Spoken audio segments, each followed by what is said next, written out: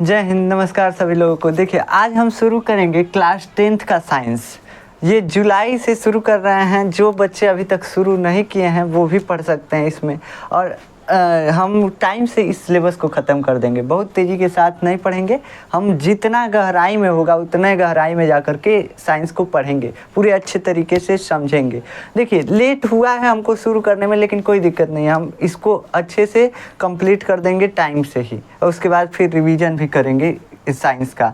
ठीक, तो इसका टेंशन आप मत लीजिए कि सिलेबस ख़त्म नहीं होगा। लेट से शुरू किए हैं, सिलेबस ख़त्म हो जाएगा आपका टाइम से ही। कितना भी लेट से शुरू किए हैं, लेकिन आपका सिलेबस हम टाइम से ख़त्म करेंगे। देखिए, आज हम पहला चैप्टर साइंस का पढ़ेंगे, जिसका नाम है रासायनिक अभिक्रियाएं तथा समीकरण, केमिकल रिएक्शन एंड इक्वेशन। ये आज हम शुरू करेंगे। ठीक, अभी आप शुरू किए हैं तो आप सोचेंगे कि अब से पढ़ेंगे तो कैसे होगा। अभी कई बच्चे सोचते हैं, जानते हैं क्या, कई बच्चे सोचते हैं हम कितना हूँ पढ़ेंगे हमारा नंबर नहीं आएगा, कितना हूँ पढ़ेंगे हम हाई स्कूल में 90+ नहीं ला पाएंगे। देखिए, पहले ही आप जो सोच लेंगे वैसा ही होता है। अगर आप सोच लेंगे कि लाना है, आ जाएगा, तब आ जाएगा आपका भी 90+। देखिए, नंबर जो है ना, आपको कोई मायने नहीं रखता कि कितना नंबर आया है आपका, कितना मार्क्स आया है आपका क्लास 10th में। ये क्लास 10th का मार्कशीट इस टाइम तो कोई मायने नहीं रख रहा है। ठीक, तो आपको पढ़ना किस लिए है? आप ये ना सोच के पढ़िए कि हमको 90+ लाना है। ये बस टारगेट अपने मन में रखिए कि 90+ लाना है। अभी ये नहीं कि इसी के लिए ही पढ़ रहे हैं हम, ये नहीं करना है आपको। 90+ के लिए ही पढ़ रहे हैं, ऐसा नहीं सोचना है। अब आपको सोचना है कि हमको पढ़ना है किस लिए, ताकि हमारे पास नॉलेज आ सके, जितना से अधिक हो सके हम अपने अंदर नॉलेज भर सकें। जितना क्लास 10th का साइंस है, ये हमारे रोज़मर्रा की ज़िंदगी में जो घटनाएं होती हैं उसी के आधार पर क्लास 10th का साइंस बनाया गया है। ठीक, तो आप इसको बड़े ध्यान से पढ़ेंगे और जा करके आपको समझ में आएगा। अगर आपको समझ में आएगा तो हम आपको गारंटी लिख के देते हैं कि आपका हाई स्कूल में 90+ से नीचे कोई रोक ही नहीं सकता। अगर आपको समझ में आ गया अच्छे से पूरे, अगर समझ में आएगा तो आपके माइंड में पूरा बैठते जाएगा, और बैठते जाएगा तो आप फिर जा कर के पेपर में लिखेंगे। बैठेंगे तो नहीं, जब याद रहेगा, सब कुछ पता रहेगा तो लिखेंगे, और लिखेंगे तो नंबर देगा एग्जाम में। तो इसका टेंशन नहीं लेना है कि हम नहीं ला पाएंगे। बस इतना समझिए कि जितना हम पढ़ रहे हैं उसको एकदम अच्छे से फील करके समझना है। अगर आप समझ गए तो आपका नंबर आ जाएगा। ठीक, तो हमको मार्क्स टारगेट नहीं रखना है। हमको क्या टारगेट रखना है कि हमको जो पढ़ रहे हैं उसको समझना है अच्छे से, कि ये जो चैप्टर है हमारा क्या कह रहा है, इस चैप्टर में क्या बताया गया है। तो इसको चलिए शुरू करते हैं। हमको इस पूरे क्लास 10th के साइंस में हमको 13 चैप्टर पढ़ना है। कितना चैप्टर बाबू? 13 गो चैप्टर है हमारे साइंस के बुक में क्लास 10th के, जिसमें से 4 चैप्टर है केमिस्ट्री का। कितना चैप्टर है? 4 चैप्टर है केमिस्ट्री का, 4 चैप्टर है फिजिक्स का। केमिस्ट्री फिजिक्स समझते हैं ना? केमिस्ट्री जो होता है ना, जैसे किसी चीज़ के बारे में पढ़ना कि कैसे बना हुआ है, मार्कर है, प्लास्टिक है, और प्लास्टिक किस चीज़ से बना हुआ है, इसके बारे में पढ़ना क्या कहलाएगा? केमिस्ट्री। मतलब कि किसी चीज़ के संरचना के बारे में, कैसे बना हुआ है उसके बारे में पढ़ना, और एनर्जी के बारे में पढ़ना केमिस्ट्री कहलाता है, यानी रसायन विज्ञान कहलाता है। अब 4 चैप्टर फिजिक्स में, फिजिक्स मतलब कि प्रकृति के जो प्रकृति हमारा जो नेचर है, इसके रूल को समझना, नेचर के रूल को समझना। जैसे फिजिक्स में क्या होता है, फिजिक्स में नेचर के रूल को हम समझते हैं। जो हमारी प्रकृति है, वातावरण है, इसका रूल, इसका कुछ नियम होता है। जैसे हम कहें कि ये मार्कर यहाँ पे हम छोड़ेंगे तो ये नीचे जाएगा, तो ये प्रकृति का नियम है कि नीचे जाएगा। तो इसको हम किस में पढ़ेंगे? फिजिक्स में पढ़ेंगे, यानी भौतिक विज्ञान में पढ़ेंगे। जो हमारे आसपास भौतिक रूप से घटित हो रही हैं, मतलब जिसको हम देख सकते हैं, ऐसी घटनाएं जो होंगी वो हम पढ़ेंगे फिजिक्स में। ठीक, तो विज्ञान के 3 पार्ट होते हैं, फिजिक्स, केमिस्ट्री और बायोलॉजी। केमिस्ट्री में क्या पढ़ लिए? कोई चीज़ कैसे बना हुआ है, उसका संरचना कैसे है। फिजिक्स में क्या पढ़ लिए? फिजिक्स में पढ़ लिए कि नेचर का रूल क्या है, नेचर कैसे काम करता है, इसके बारे में हम पढ़ेंगे। ठीक, अब ये मार्कर गिरा है तो ये नीचे जाएगा। कहाँ से? कि नेचर का नियम है, इसमें ग्रेविटी लग रहा है, नेचर ग्रेविटी लगा रहा है, इसलिए ये नीचे जा रहा है। तो नेचर के रूल के बारे में फिजिक्स में पढ़ना है। और हमारा पर्यावरण चैप्टर है, एक लास्ट में हमारा पर्यावरण चैप्टर है क्लास 10th के साइंस में। उस चैप्टर को लेकर के बायोलॉजी में 5 चैप्टर आ जाता है। और बायोलॉजी तो सबको मालूम है कि जीवों के बारे में पढ़ना, जीव हम, आप, घोड़ा, गधा, बकरी, भैंस सब आ जाएगा। तो सब जितना जीव है, पेड़ पौधा, सब कुछ लेकर के, सबको लेकर के मिला करके सभी जो जीव हैं उनके बारे में जब पढ़ेंगे तो बायोलॉजी कहलाएगा, यानी कि जीव विज्ञान कहलाएगा। जीवों के बारे में अध्ययन करेंगे, जीव विज्ञान कहलाएगा। तो हमारा पर्यावरण जो चैप्टर है एक साइंस में, उसको लेकर के इसमें 5 चैप्टर हो जाते हैं बायोलॉजी में। चलिए अब हम पहला चैप्टर शुरू करेंगे। अब इस पे ज़्यादा डिस्कस करेंगे तो टाइम ही ज़्यादा स्पेंड होगा। देखिए हमारा पहला चैप्टर है साइंस का, रासायनिक अभिक्रियाएं तथा समीकरण, केमिकल रिएक्शन एंड इक्वेशन। पहले चैप्टर का नाम समझते हैं। देखिए हर एक वर्ड का मतलब समझिए। रासायनिक अभिक्रियाएं तथा समीकरण, केमिकल रिएक्शन एंड इक्वेशंस। ये रिएक्शन क्या होता है पहले हम समझेंगे रिएक्शन, उसके बाद समझेंगे रिएक्शन मतलब अभिक्रिया, उसके बाद समझेंगे रासायनिक अभिक्रिया। अभिक्रिया कई लोगों को नहीं मालूम है क्या होता है। बहुत लोगों से पूछ दिया जाएगा अभिक्रिया क्या होता है तो कोई नहीं बता पाएगा, ज़्यादातर लोग नहीं बता पाएंगे। अभिक्रिया क्या होता है आप ही बताइए। अभिक्रिया का मतलब क्या है? अभिक्रिया का मतलब बाबू कुछ नहीं है। अभिक्रिया का मतलब होता है बदलाव। बदलाव, आपके अंदर चेंज आ गया, अभिक्रिया हो गया। आप हेती चुकी थे, बबुआ थे पहले, अब बड़े हो गए, अब क्या हो गए? बड़े हो गए। तो ये आपके अंदर बदलाव आया, बचपन से आज तक आपके अंदर बदलाव आया। आप बड़े हो गए, छोटे से बड़े हो गए, आपके अंदर बदलाव आ गया। कहते हैं ना घोड़ा बड़ा हो गए लो, तो ये जो मतलब बड़े हो गए, बड़े होने को कहते हैं, मतलब देहात हाथ में बोला जाता है। तो ये जो बड़े हो गए तो आप छोटे से बड़े हुए, आप में परिवर्तन आया। इसी परिवर्तन को हम बोलते हैं अभिक्रिया यानी रिएक्शन। किसी भी चीज़ में अगर चेंज आ जाएगा, बदलाव आ जाएगा तो उसको रिएक्शन बोलेंगे। ये मार्कर है, इसका कैप निकाल दिए, इसमें बदलाव आ गया, दोनों अलग अलग हो गया, कैप और मार्कर दोनों अलग अलग हो गया। अब इसमें चेंज आया है इसलिए इसमें अभिक्रिया हुआ है। क्या हुआ? अभिक्रिया हुआ है। तो अभिक्रिया का मतलब ही होता है बदलाव। अभिक्रिया का मतलब क्या हुआ? बदलाव। किसी भी चीज़ में बदलाव आ जाएगा, कोई भी चीज़ अगर बदल जाएगा, अपने मूल अवस्था से चेंज हो जाएगा तो उसको हम क्या बोलेंगे? ये अभिक्रिया हो गया, यानी बदलाव आ गया, यानी change is equal to reaction. किसी भी चीज़ में चेंज आएगा उसको रिएक्शन बोलेंगे। चेंज को हम रिएक्शन, चेंज मतलब बदलाव को अभिक्रिया। कोई भी परिवर्तन हो रहा है, अभिक्रिया। ठीक, हमारा बाल जो था इसे उजड़ा पुजड़ा था, झाड़ लिए, परिवर्तन हो गया, एकदम सुलझा हो गया, एकदम हीरो लगने लगे। तो क्या हुआ? हमारे बाल में परिवर्तन आ गया, चेंज आ गया। ये भी रिएक्शन है, ये भी रिएक्शन है। बाल झाड़ना भी रिएक्शन है। तो हमारे जो जितने कार्य होते हैं, जब भी हम चेंज किसी चीज़ में करते हैं तो वो अभिक्रिया होता है, यानी परिवर्तन होता है। समझ में आया? अभिक्रिया, यही अभिक्रिया। कोई पूछेगा आज से कि अभिक्रिया क्या होता है बाबू, तो बताइएगा कि अभिक्रिया कुछ नहीं है। अभिक्रिया का मतलब होता है बदलाव। अभिक्रिया का मतलब होता है बदलाव। चलिए इसको थोड़ा सा हम लिख लेते हैं और आप हमारे साथ लिखिए, नोट्स बनाते चलिए, नहीं तो आपको जो समझेंगे ना वो एक भी समझ में नहीं आएगा। बाद में कुछ दिन तो याद रहेगा। अब हम जानते हैं कि आप लोग दोहराते नहीं हैं, एग्जाम के समय जाएंगे दोहराएंगे, अभी तब तक आप भूल जाएंगे। एग्जाम के समय भूल जाएंगे तो कहाँ से देखेंगे? तो इसके लिए नोट्स बनाते चलिए। और नोट्स कैसे बनाएंगे? तो जब हम समझा रहे हैं तब कुछ नहीं लिखना है, जब हम लिखने चल रहे हैं तभी आपको लिखना है, जब कहेंगे तब। ठीक, और नहीं तो आप स्क्रीनशॉट लेकर के बाद में लिख लीजिएगा। देखिए पहले हम लिखते हैं अभिक्रिया क्या होता है। इस चैप्टर का नाम जो है पहला, इसको हम लिखते हैं क्या होता है? अभिक्रिया। अभिक्रिया एकदम बेसिक से स्टार्ट कर रहे हैं। अभिक्रिया, अभिक्रिया का मतलब क्या होता है? इसको इंग्लिश में क्या बोलते हैं? इसको बोलते हैं, क्या बोलते हैं बाबू? भुला गए का? देखो ना, केमिकल रिएक्शन। केमिकल रिएक्शन तो रासायनिक अभिक्रिया को रिएक्शन बोलते हैं। ठीक, भूल जाते हैं। REACTION, गलती तो नहीं है? देखिए रिएक्शन, अभिक्रिया क्या बोले हैं? अभिक्रिया क्या है? बदलाव को अभिक्रिया बोलते हैं। सीधा यहाँ पे सिंपल भाषा में लिखिए कि किसी भी, कहीं भी, मतलब ऐसे लिख दीजिए, बदलाव को अभिक्रिया बोलते हैं। बदलाव या परिवर्तन, बदलाव या ऑब्लिक लगा के परिवर्तन। आप पढ़े होंगे क्लास 9th में इसको। क्लास 9th में भौतिक परिवर्तन, रासायनिक परिवर्तन। भौतिक मतलब जो रिवर्सिबल हो, यानी वापस आ जाए, उसको भौतिक परिवर्तन। जो वापस नहीं आ सके उसको जो वापस आ गया, आने वाले वापस आने वाले गाना में न चले, ये देखिए जो वापस आ गया उसको भौतिक परिवर्तन, और जो नहीं आया वो रासायनिक परिवर्तन।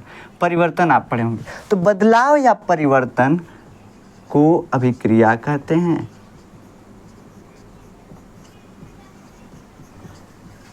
अभिक्रिया कहते हैं, ठीक। अब ये जो है आपको सब कुछ नोट्स में मिल जाएगा, जो हम आपको डिस्क्रिप्शन में दे देंगे। ये कहीं कहीं जो हम ऐड करेंगे कुछ लाइन इसमें, देखिए नोट्स जो देंगे ना उसमें कुछ लाइन जो हम अपने तरफ से लिखाएंगे वो नहीं होगा, एनसीईआरटी की लाइन ही पूरी पूरी होगी उसमें नोट्स में। तो यहाँ पे जो हम लिखवाएंगे थोड़ा एक्स्ट्रा कुछ लिखवा रहे हैं, जैसे ये जो लाइन लिखवाए हैं ना ये नोट्स में नहीं है। तो आप कैसे इसको बाद में देखेंगे, आप रासायनिक अभिक्रिया पढ़ेंगे रट लेंगे, लेकिन समझना हुआ तो क्या करेंगे, फिर नोट्स देखना पड़ेगा। नोट्स में वही नहीं है जो हम पीडीएफ बनाए हैं।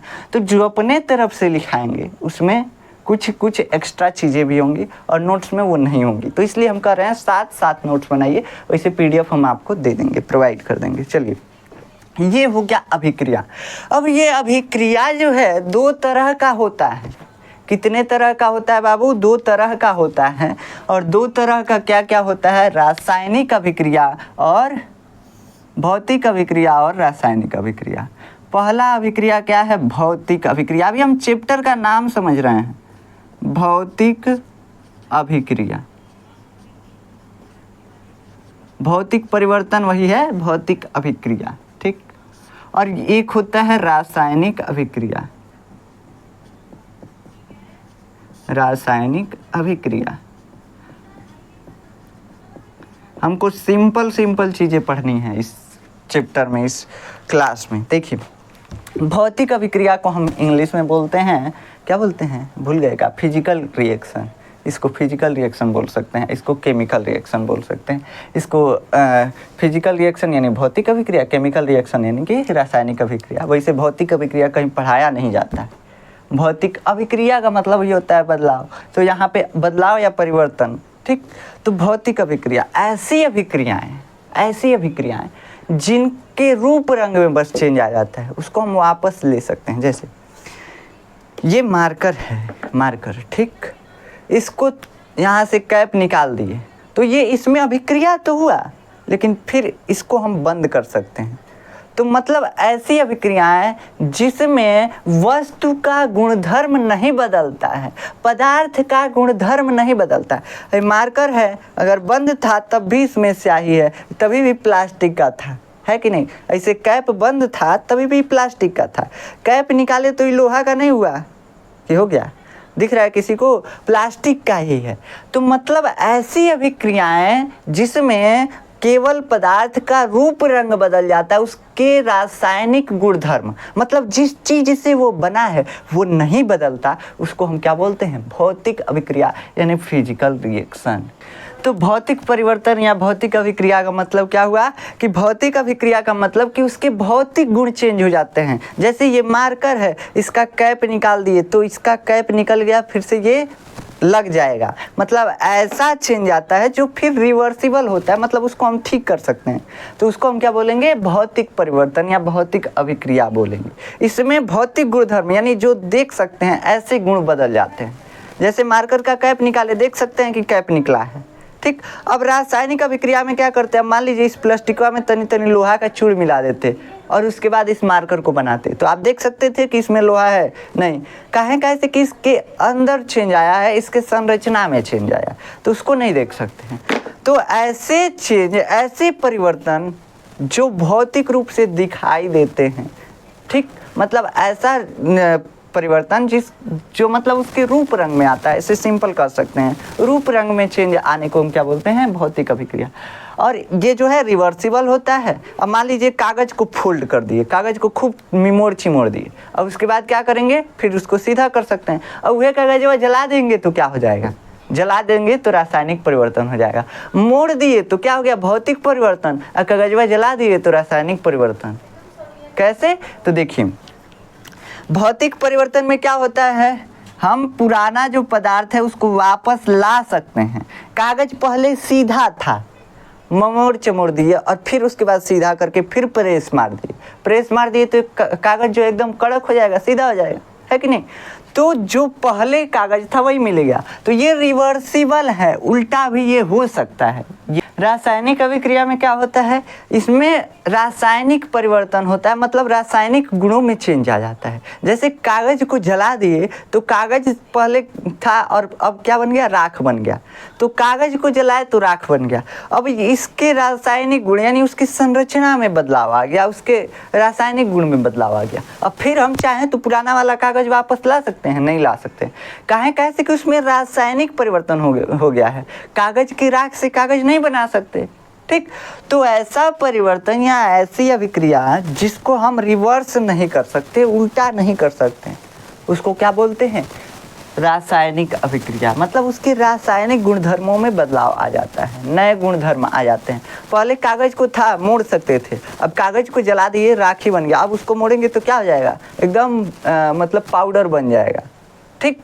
तो पाउडर काहे बनेगा, कहाँ से कि उसके रासायनिक गुण में चेंज आ गया, नया पदार्थ बन गया। पहले कागज था अब राख बन गया, नया पदार्थ बन गया। तो इसमें नया पदार्थ बनता है, इसमें नया पदार्थ नहीं बनता है। भौतिक परिवर्तन में या भौतिक अभिक्रिया में नया पदार्थ नहीं बनता है। ये आप समझे होंगे, पहले ही 9th में ये आप पढ़े होंगे, ठीक। तो ये हो गया चैप्टर का इंट्रोडक्शन, परिचय। अब इस चैप्टर में हमको पढ़ना क्या क्या है, ये टॉपिक हम लिख लेते हैं। अभी तक तो आपको बस समझ में आया भौतिक अभिक्रिया क्या होता है, रासायनिक अभिक्रिया क्या होता है। भौतिक अभिक्रिया ऐसी अभिक्रिया है जिसमें रूप रंग में चेंज आ जाएगा, फिर से हम पहले वाला पदार्थ ले सकते हैं। जैसे कि गुब्बारा फुला दिए, गुब्बारा फुलाए फिर से पचका सकते हैं, फिर से वही पुराना वाला गुब्बारा मिल गया हमको, ठीक। तो ये भौतिक परिवर्तन या भौतिक अभिक्रिया। रासायनिक अभिक्रिया ऐसा अभिक्रिया जिसको हम फिर रिवर्सिबल नहीं कर सकते, उसके रासायनिक गुण में बदलाव हो जाता है, तो उसको क्या बोलते हैं, रासायनिक अभिक्रिया। जैसे क्या कि कागज को जला दिए, कागज से अब राखी बन गया। कागज पहले था, अब नया पदार्थ क्या बना, राखी बन गया। गुब्बारा को फुलाए तो गुब्बारा ही था, बस उसमें हवा भर गया था, उसका रूप रंग चेंज हो गया था। लेकिन इसमें क्या हुआ, कागज को जलाए तो उसके रूप रंग के साथ साथ क्या चेंज हुआ बाबू, रूप रंग के साथ साथ उसका रासायनिक गुण भी चेंज हो गया, कागज से राख बन गया। और राख से फिर से हम कागज नहीं ले सकते, ये रासायनिक अभिक्रिया हो गई, ठीक। अब चलिए, अब हम इसमें जो टॉपिक्स हैं ये देखते हैं। इस चैप्टर में हमको कौन कौन से टॉपिक पढ़ने हैं, तो इसको आप चाहें तो स्क्रीनशॉट ले सकते हैं, एक्स्ट्रा है, ये एनसीईआरटी में नहीं है, लेकिन हम आपको समझने के लिए बता दिए हैं। चलिए, इसमें हमको जो जो टॉपिक पढ़ना है वो लिखते हैं, क्या क्या इसमें हमको पढ़ना है। रासायनिक अभिक्रियाएँ क्या होती हैं ये तो हम आपको बता ही दिए पहले। तो रासायनिक अभिक्रिया के बारे में पढ़ना है इस चैप्टर में। रासायनिक अभिक्रिया, अभिक्रिया। दूसरा चीज हमको, दूसरा टॉपिक क्या पढ़ना है, रासायनिक अभिक्रियाओं के अभिलक्षण के बारे में पढ़ना है। अभिलक्षण क्या होता है, ये क्या हो गया यार, अभिलक्षण तो लग रहा है कौन भयंकर वर्ड आ गया। रासायनिक, साथ साथ आप लिखते चलिए, रासायनिक अभिक्रियाओं के, अभिक्रियाओं के अभिलक्षण। तुम्हारा लक्षण ठीक नहीं है, कब बोलते हैं, अभिलक्षण, ठीक। देखिए, अभिलक्षण का मतलब होता है गुण जो हम दर्शाते हैं। तो रासायनिक अभिक्रियाएं अपना कौन कौन सा गुण दिखाती हैं, रासायनिक अभिक्रियाएं होने के दौरान हमको क्या क्या चीज़ें दिखाई देती हैं, क्या क्या मतलब हमको दिखाई देता है, वही क्या है, रासायनिक अभिक्रियाओं के अभिलक्षण। वो उनके गुणों को ही एक तरह से अभिलक्षण बोला जाता है, ठीक। अगला टॉपिक हमारा क्या है, अगला टॉपिक है हमारा रासायनिक समीकरण। रासायनिक समीकरण, अब ये क्या होता है, देखिए ये रासायनिक समीकरण, हम हर एक टॉपिक का अर्थ थोड़ा थोड़ा समझाते चल रहे हैं। रासायनिक समीकरण, इसको बोलते हैं केमिकल इक्वेशन। ये क्या होता है, देखिए जैसे हम कागज को जलाएं तो कागज को जलाने के लिए हवा चाहिए, ये नहीं कि कहीं हवा नहीं है ले जाके जलाएंगे वहाँ पे जलेगा, नहीं। हमारे आसपास चारों तरफ हवाएं होती हैं, इसलिए कागज़ को जलाते हैं, जल जाता है। अगर नहीं होती हवाएं तो ऑक्सीजन नहीं मिलता कागज़ को और जलता नहीं। तो कागज़ ऑक्सीजन के साथ अभिक्रिया करके क्या बना देता है, राख बना देता है। तो इतना बड़ा हमको स्टेटमेंट लिखना पड़ता कि जब कागज़ की अभिक्रिया ऑक्सीजन के साथ होती है तो राख बनता है, ऐसे लिखना पड़ता। एगो लाइन ही भर जाता, पूरा एगो लाइन का 2 लाइन भर जाता। तो इस न लिखना पड़े इसके लिए हम एक शॉर्टकट अपनाते हैं। मान लीजिए के से कागज़ को दर्शा दीजिए और ओ से ऑक्सीजन को दर्शा दीजिए, जब के ओ मिला तो आर बन गया, यानी राखी बन गया। तो ऐसे हम अभिक्रिया का इक्वेशन दिखा देते हैं। इसे देखने के लिए यार हम अपना सिंबल बनाए हैं, साइंस का कोई सिंबल नहीं है, ठीक।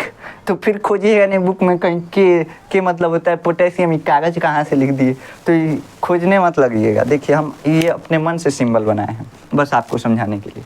तो ये सिंबलाइज कर देते हैं हम, और उसी सिंबलाइज करने को हम क्या बोलते हैं, ये हम क्या लिख दिए, इक्वेशन लिख दिए, यानी समीकरण लिख दिए। तो ये रासायनिक समीकरण होता है।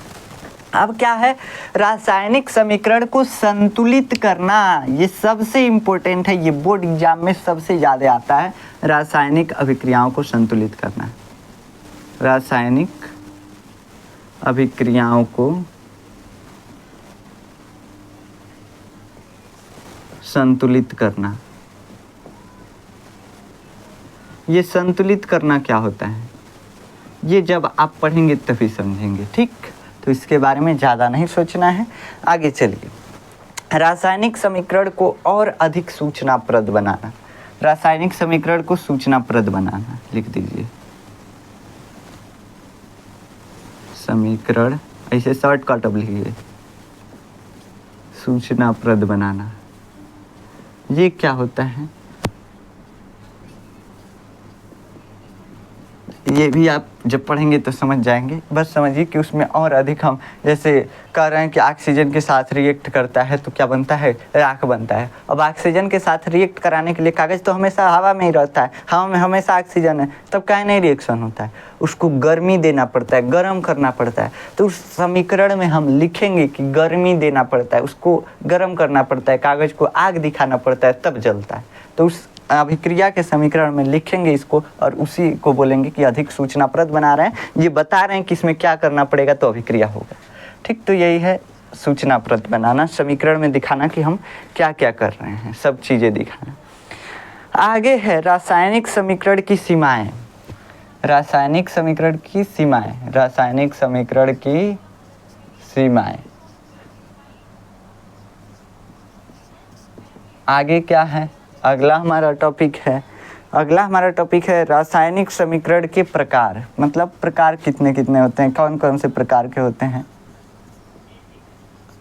अब हम थोड़ा गंदा राइटिंग में लिख रहे हैं, आप इसको सही कर लीजिएगा और इसको डैश डैश आप मत लिखिएगा, आप जो हम बोल रहे हैं वही लिखिएगा, ठीक। उसके बाद है श्वसन तथा दहन अभिक्रियाओं में अंतर। श्वसन व दहन में अंतर। दहन किसको बोलते हैं, किसी चीज़ को जलाया जाता है तो उसको दहन बोला जाता है, और श्वसन जो सांस लेते हैं और हमारे अंदर जो अभिक्रिया होती है उसको श्वसन अभिक्रिया बोला जाता है। तो इसमें हमको ये पढ़ना है। विकृत गंधिता, इससे भी बहुत ज़्यादा सवाल बनते हैं। विकृत गंधिता, इससे हर साल पूछा जाता है सवाल। विकृत गंधिता, किसी चीज़ के खराब होने को विकृत गंधिता बोलते हैं। जैसे अचार खराब हो गया तो विकृत गंधिता हो गया उसमें, ठीक। तो इसके बारे में हम पढ़ेंगे। चलिए पहला टॉपिक आज हम पढ़ेंगे रासायनिक अभिक्रियाएं। लेक्चर छोटा ही होगा, छोटा होते होते बहुत ज़्यादा लंबा भी हो जा रहा है, देख रहे हैं हम, लेकिन ये पहला लेक्चर है तो लेक्चर छोटा होगा, उसके बाद हम थोड़ा लंबा लेक्चर लेंगे। देखिए अब हम पढ़ेंगे रासायनिक अभिक्रियाएं क्या क्या होती हैं। अगर आप नहीं लिखे थे आप फिर से वीडियो को स्किप कीजिए और पीछे करके लिख लीजिए। देखिए रासायनिक अभिक्रियाएं, रासायनिक अभिक्रियाएं ये क्या होती हैं।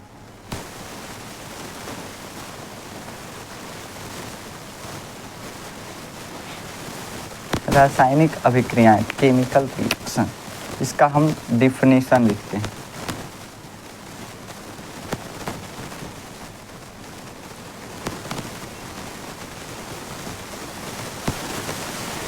ये केमिकल रिएक्शन में क्या होता है अभी बताया है कि नए गुणधर्म के साथ नए पदार्थ बनते हैं। ये नहीं बताया, हम बताएं कि उसमें रासायनिक बदलाव आते हैं।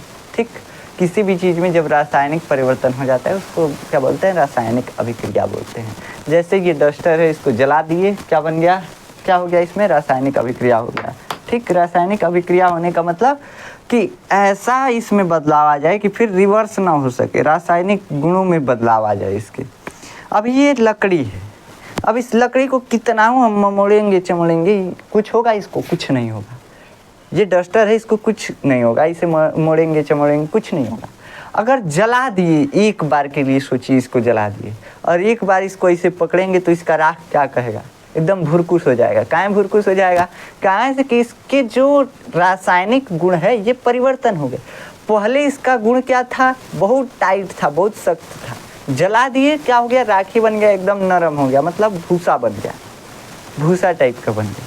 तो इसमें नया गुण आ गया, ये पहले टाइट था, जला दिए, नया गुण आ गया, नए गुणधर्म, गुणधर्म मतलब नया गुण इसमें आ गया और नया पदार्थ भी बना। पहले ये लकड़ी था, अब जला दिए, राखी बन गया। तो जिस अभिक्रिया में नए गुणधर्म के साथ नए पदार्थ बनते हैं उसको क्या बोलते हैं, रासायनिक अभिक्रिया। क्या बोलते हैं, केमिकल रिएक्शन। समझ में आया कि नहीं आया? देखिए, जिस अभिक्रिया में नए गुणधर्म के साथ, डस्टर पहले लकड़ी था, सख्त था, इसका गुण क्या था, सख्त था, बहुत ज़्यादा टाइट था, इसको क्या कर रहे थे, कितना हूँ ममोड़ चमड़ रहे थे, कुछ नहीं हो रहा था, जला दिए इसको, क्या हुआ, इसमें चेंज आ गया। और चेंज क्या आया, अब ये राख बन गया। पहले लकड़ी था, अब राख बन गया, और राख बना तो राख का गुण कैसा हो गया, अब उसको जैसे छुए वो भुरकनी हो गया, मतलब कि एकदम भूसा जैसे पाउडर बन गया। पहले सख्त था, पाउडर बन गया। तो गुणधर्म में भी बदलाव आया, पदार्थ में भी बदलाव आया, पदार्थ लकड़ी से राखी बन गया और गुण क्या था, पहले सख्त था और बहुत ज़्यादा मुलायम हो गया। तो ऐसी अभिक्रियाएं जिसमें नए गुणधर्म के साथ नए पदार्थ बनते हैं रासायनिक अभिक्रियाएं कहलाती हैं, केमिकल रिएक्शन कहलाते हैं। बस इसी को हमको लिखना है, एनसीईआरटी का डेफिनेशन है ये आपके एनसीईआरटी का, और इसी एनसीईआरटी से बोर्ड जो है सवाल पूछता है। तो देखिए इसमें क्या लिखेंगे, नए गुणधर्म के साथ ऐसी अभिक्रियाएं, यहाँ से लिखिए ऐसी अभिक्रियाएं, अभिक्रिया मतलब परिवर्तन, ऐसी अभिक्रियाएं जिसमें नए गुणधर्म के साथ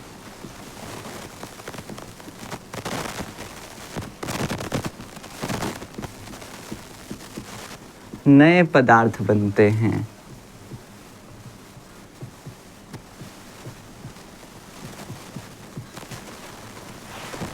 रासायनिक अभिक्रिया कहलाती है।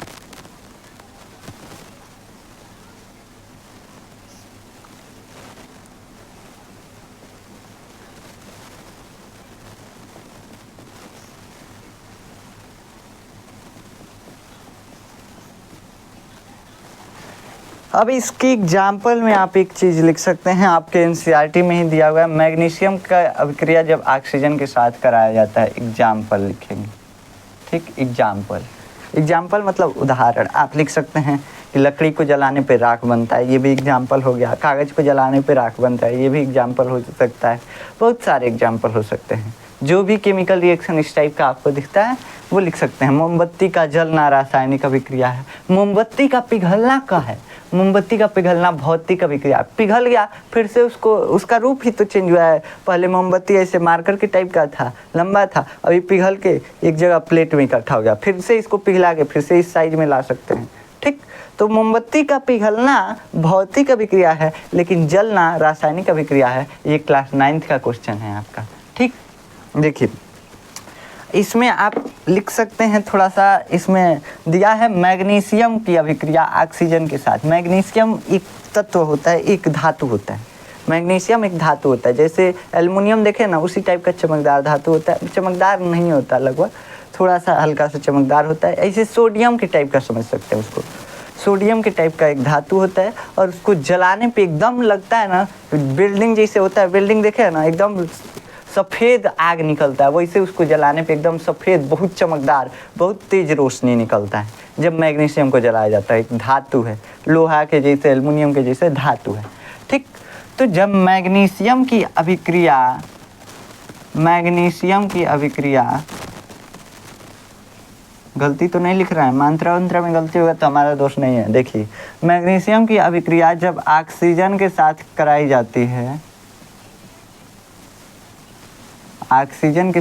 जाती है, तो क्या बनता है, ये हम केमिकल इक्वेशन ही लिख रहे हैं, बस देखिएगा। इसी को हम बाद में थोड़ा सा मॉडिफाई कर देंगे, यही केमिकल इक्वेशन यानी रासायनिक समीकरण हो जाएगा। मैग्नीशियम की अभिक्रिया जब ऑक्सीजन से कराई जाती है, ऑक्सीजन में तो हमेशा मैग्नीशियम रहता है, उसको जब गर्म किया जाता है, मैग्नीशियम को जब ऑक्सीजन की उपस्थिति में आग दिया जाता है यानी गर्म किया जाता है, तो क्या बनता है, मैग्नीशियम ऑक्साइड।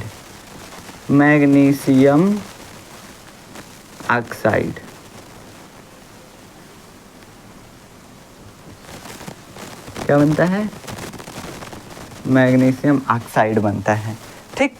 तो यही है आपका एग्जाम्पल, ये है रासायनिक अभिक्रिया का एक उदाहरण। क्या है, उदाहरण।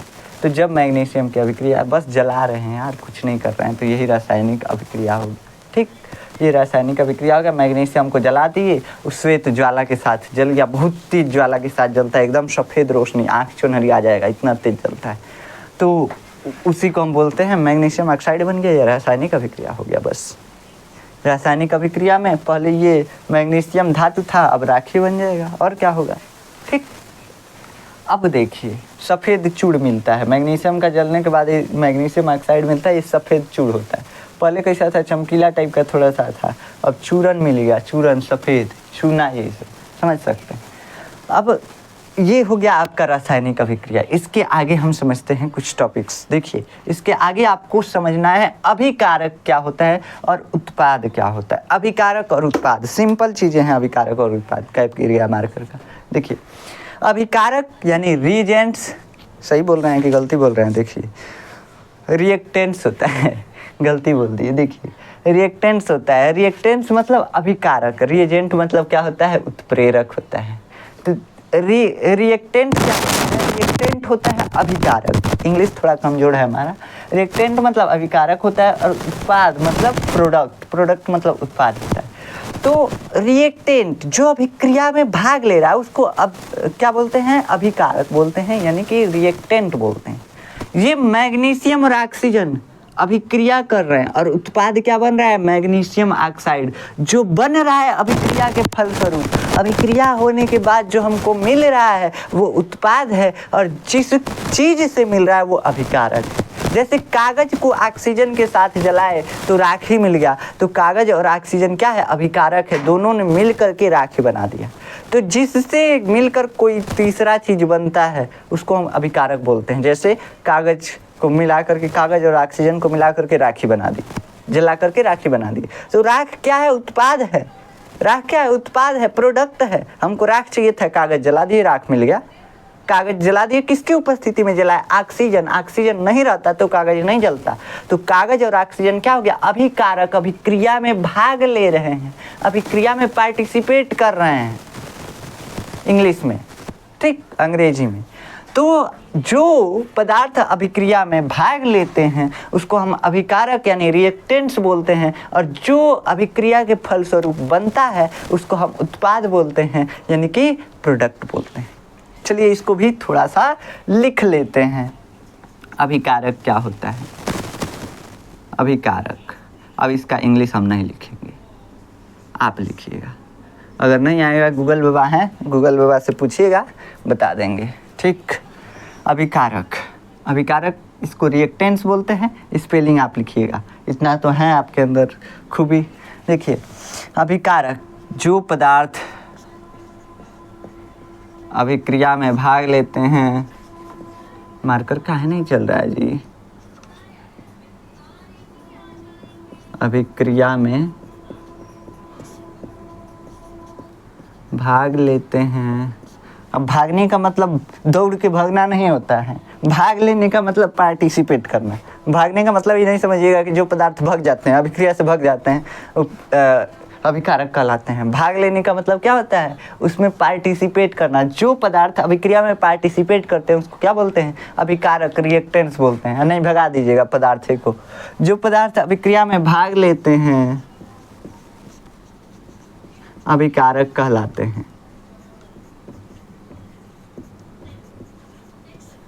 अभिकारक कहलाते हैं। अभिकारक का मतलब रिएक्टेंट कहलाते हैं। ठीक, ये हो गया आपका अभिकारक। जैसे इस अभिक्रिया में ये मैग्नीशियम और ऑक्सीजन अभिकारक है और ये क्या है, उत्पाद है। इसको थोड़ा सा यहाँ पे हम मार्क भी कर लेते हैं।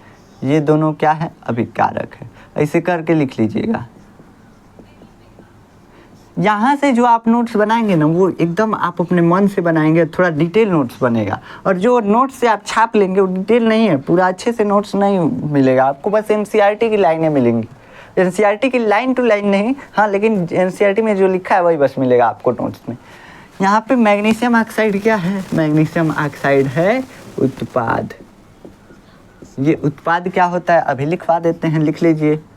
उत्पाद, प्रोडक्ट इंग्लिश में लिखिएगा, ठीक, प्रोडक्ट। अभिक्रिया के फलस्वरूप,